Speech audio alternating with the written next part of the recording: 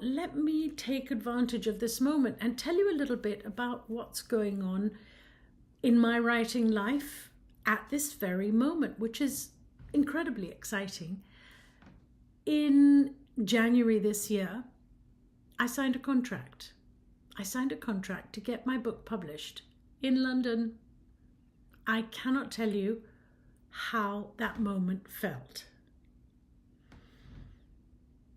Extraordinary, terrifying, amazing, unbelievable, all of those strange adjectives bunched together.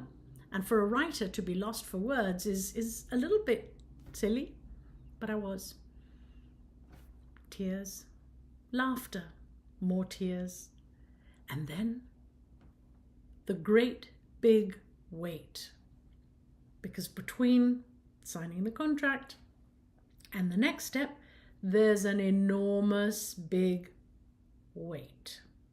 Now, a very wise woman, a very wise writing coach by the name of Joyce Sweeney, hey Joyce, told us a long, long time ago the very, very best thing you can do once you get a contract, or even before you get a contract, when you're pitching your work, make sure you're already working on your next project.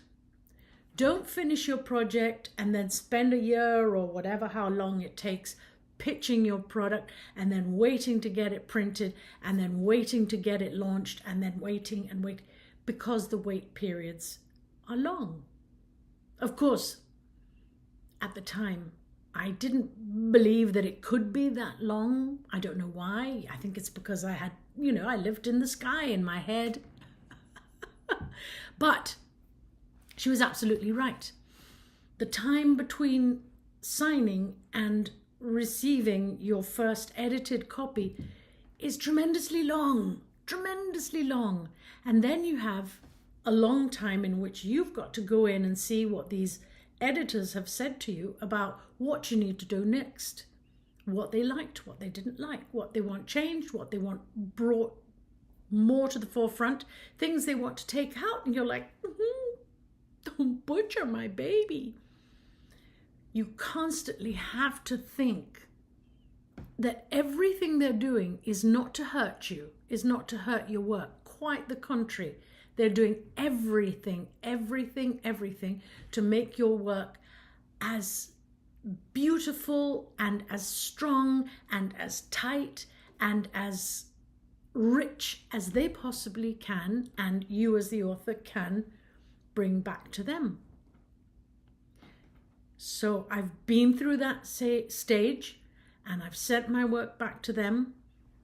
And then there's another long waiting period while they do it. And of course, get this, everybody, I'm not the only one they're publishing. They're in business to publish books. So they've got lots of other projects, all at different stages, plus they're reading new manuscripts, plus they're signing new contracts, plus they're going to other people's launches and book tours, and they were just at the London Book Fair. Now that was exciting. They went to the London Book Fair and took I don't know exactly what they took to the London Book Fair, but I do know that they talked about the title of my book, and they had come up with a title that they were very happy with. And I had always been working with the same working title from the very beginning. And we went through a phase where we changed it, and then we went through another phase where we left it, and another. Anyway, they came back from the London Book Fair having pitched the title to various different publishing houses, including one of the big ones. And my title was the most supported. So how exciting is that? So I just received on Sunday this week, I received a transfer file with the mock-up of the cover, with all of the last minute edits, with the actual layout of the book, and I had to look at it for the very last time. And because so much time had gone by since the last time I had read it and touched it, I was approaching it in a whole new way. So what I did was I printed it out.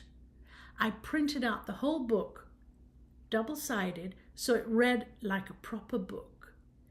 And I sat there with this pencil and I just focused on making whatever changes and whatever comments I needed to make. And 2 days ago, I sent it back. And now, another long wait. However, the great thing is I do have a launch date, June the 7th. June the 7th. So I will be going to England next month, at the end of the month, to be there for the month of May, in case anything happens or is needed. I'm very lucky that I can be there. I'm very lucky because all my family lives there. And then it'll become reality. And that's exactly what they want, and it's exactly what I want. You know, this journey as a writer is tough and long and uphill, and then you think you're getting somewhere and you get to the peak and boom, you just go down again, and then you forget that project for a while and you move on to something else.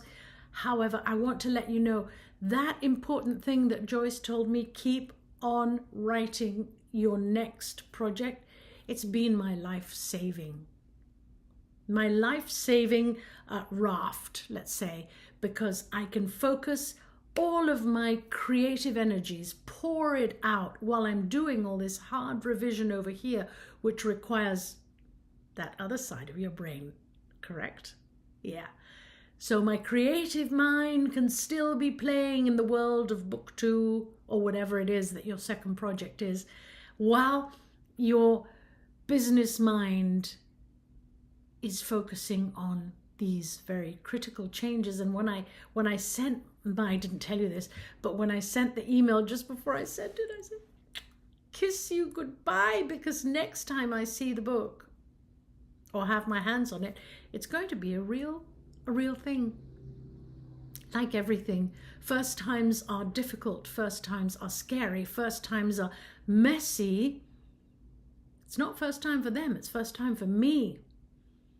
So I have all sorts of emotions running around and all sorts of excitement and worry. And most of it all, the worry part is you know, probably 99% nonsense. But I guess that's part of the human condition. Right, so now I'm 100% focused on finishing book 2 because I now know what the process is. From the moment I've written that very first draft, I know what I need to do next. I know how much time is involved. Probably less time than the first time because I've already learned a lot of lessons from the editors, let me tell you. I seem to love to use the word then. Silly little word, right? Then, T-H-E-N. I have used it hundreds of times in the first draft that I gave them. That was one of my first jobs, that I had to go back into the document and change all of that.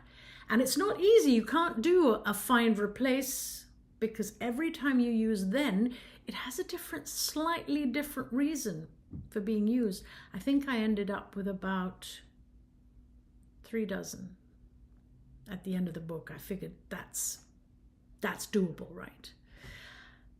It's a learning process. The whole thing is a learning process, and we need to stay focused, and we need to stay excited, and we need to stay in contact with other writers who will lift us up, who will cheer us on, because some of those jobs that you need to do can be hairy and scary and lonely. So it's good to touch base with somebody, be honest, say, I'm really struggling with this editing situation. Can you help me, or what advice can you give me? Nobody can help you because nobody's inside your head, but they definitely can help you.